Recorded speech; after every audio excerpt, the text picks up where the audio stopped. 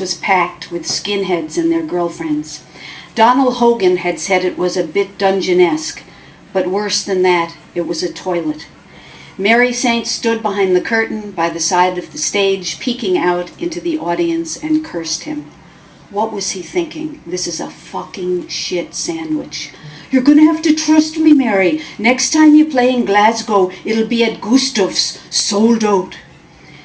Sliced Ham had been all over England, blowing rooms away, mostly playing for college kids and hipsters, and Mary knew these weren't her people. They were savages, maybe even violent. They would eat the band alive.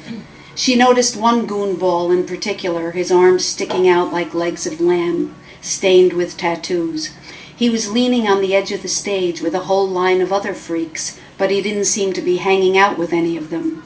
He scowled at the microphone where Mary was going to be standing, and every couple of minutes he'd say something to it. Get me out of here, she thought. Who do these people think we are? Her legs were shaking with fear, and she was having trouble catching her breath. She held on to the red velvet curtain that was burned with cigarette holes and rubbed her lips up against it, trying to calm her nerves.